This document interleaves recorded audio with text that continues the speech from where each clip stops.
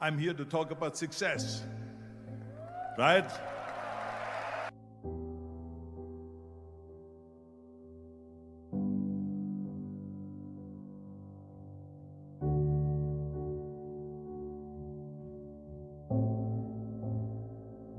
The first rule of success is to have a vision. You see, if you don't have a vision of where you go, and if you don't have a goal where you go, you drift around and you never end up anywhere. It's like you can have the best ship in the world, you can have the best airplane in the world. If the pilot or the captain doesn't know where to go, it would just drift around. It would not end up anywhere, or most likely in the wrong place. So I was very fortunate that I stumbled on my vision.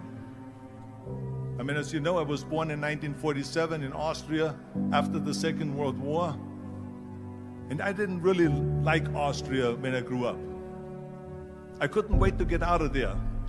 I couldn't see myself becoming a farmer or a worker in a factory or anything like that, even though my parents wanted me to stay there and have a normal life. My father wanted me to become a police officer like he was. My mother wanted me just to stay there and marry a girl with the name of Heidi, hopefully, and have a bunch of kids and run around like the Van Trapp family in The Sound of Music. But that was their vision, not mine. My vision was totally different. I felt that I was born for something special, for something unique, for something big. You know how great it felt that I knew where I was going? Imagine the majority of people don't know where they're going. When you have a goal, when you have a vision, everything becomes easy. Because remember that in America, for instance, when you study, you will see the percentage of people that like their jobs. 74% hate their job in America. Now, there is not much different when you come to Europe. The majority of people don't like what they're doing because they're really not doing it because they didn't have a goal and they followed this goal. They just aimlessly drift around, and then all of a sudden there's a job opening, so they get that job because you have to work. But then when you work, it's a chore. It's work. It's not fun. So if you think about, only a quarter of the people really enjoy what they're doing in life. That is unbelievable if you think about it. So I felt so blessed that I knew what I was doing. It's like a medical student that studies and knows he wants to become a doctor. You know where to go. So I knew where to go. So people always ask me, when they saw me in the gym in the pumping iron days, they say, why is it that you're working out so hard?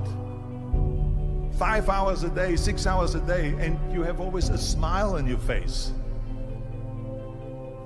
The others are working out just as hard as you do, and they look sour in the face.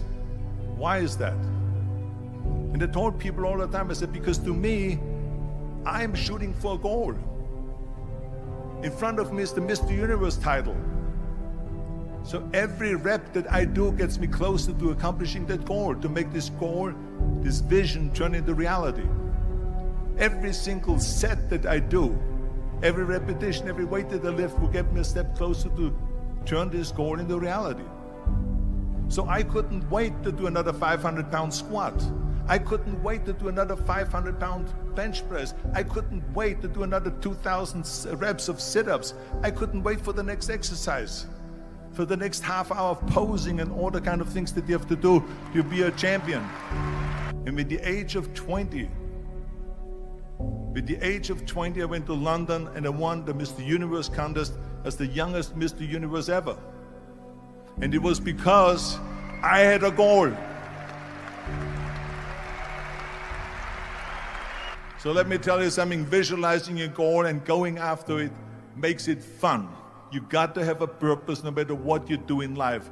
You got to have a purpose. So that's rule number one, have a vision. Rule number two is, don't listen to the naysayers. Don't listen to the naysayers.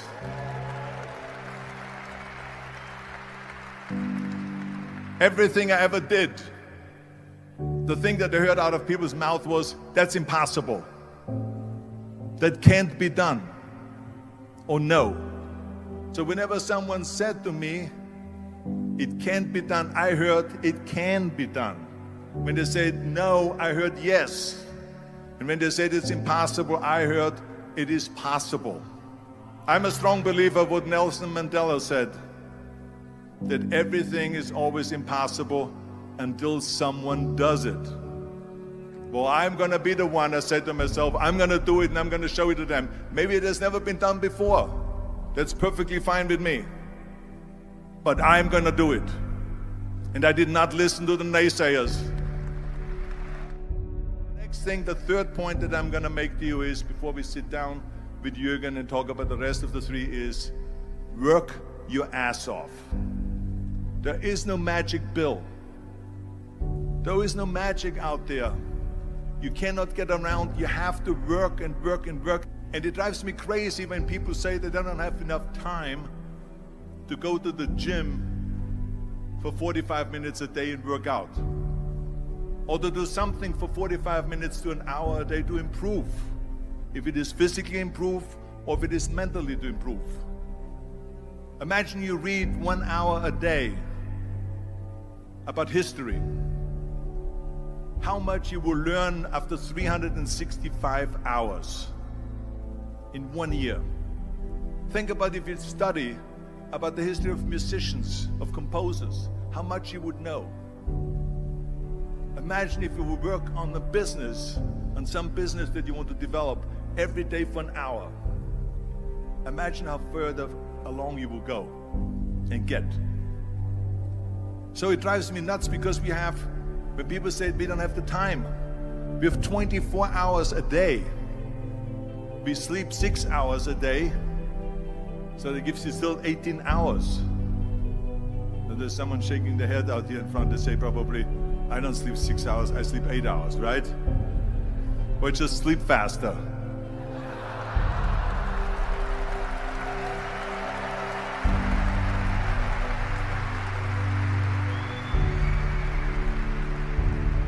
So we have 18 hours a day. The average person works around 8 to 10 hours. So let's assume it's 10 hours, so we have 8 hours left. Then you travel around an hour a day, maybe 2 hours a day. So now you have still 6 hours left. So what do you do with these 6 hours? What do you do with these 6 hours? Then we eat a little bit, then we schmooze a little bit, talk a little bit to people and all that stuff. But you can see how much time there is available if you organize your day. So you got to work hard. I mean, let me tell you something. When I went to America, I went to college. I went and worked out 5 hours a day. And I was working on construction. Because in those days in bodybuilding, there was no money. I didn't have the money for food supplements or anything. So I had to go to work. So I worked on construction. I went to college. I worked out in the gym, and at night from 8 o'clock at night to 12 midnight, I went to acting class 4 times a week. So I did all of that. There was not one single minute that I wasted. I became very friendly with Muhammad Ali in the 70s. And Muhammad Ali worked his butt off. And I saw it firsthand. And I remember that there was a sports writer that was there in the gym when he was working out and he was doing sit-ups. And they asked him, how many sit-ups do you do? And he said, I don't start counting until it hurts. Now think about that. He doesn't start counting his sit-ups until he feels pain. That's when he starts counting. That is working hard. And so you can't get around the hard work. It doesn't matter who it is. As a matter of fact, I believe what Ted Turner said, work like hell and advertise.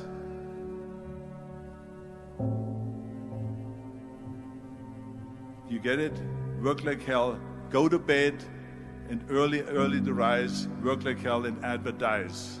So you work your ass off, and then you let the world know about your work. That's what it is all about. Let people know. If you have a company, if you have a movie, if you do a sports, work your ass off, but then advertise and let everyone know. I hate Plan B. And I tell you why. Because we have so many doubters, as I've said earlier, the no-sayers. We have so many of those people that say no, and you can't do it, it's impossible. That is okay, because we just turn off, as I said earlier, and we listen and we hear the no being a yes. You can't do it, you can do it, and all of that. So that is possible to do that amongst all the negative people around you. But when you start doubting yourself, that's very dangerous. Because now what you're basically saying is that if my plan doesn't work, I have a fallback plan, I have a plan B. And that means that you start thinking about plan B, and every thought that you put into plan B, you're taking away now that thought and that energy from plan A.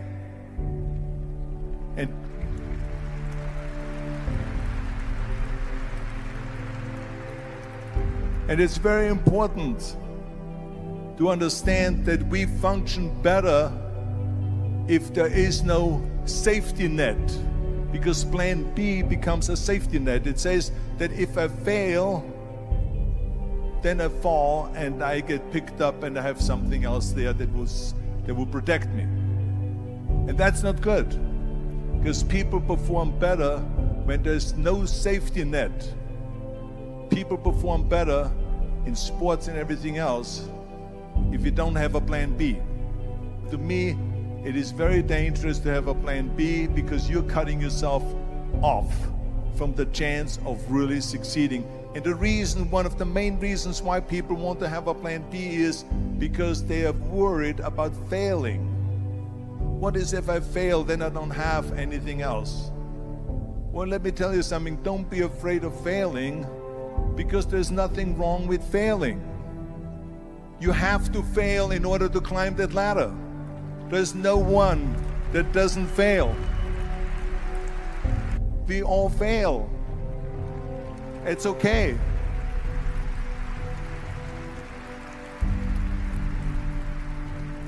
What is not okay is that when you fail, you stay down.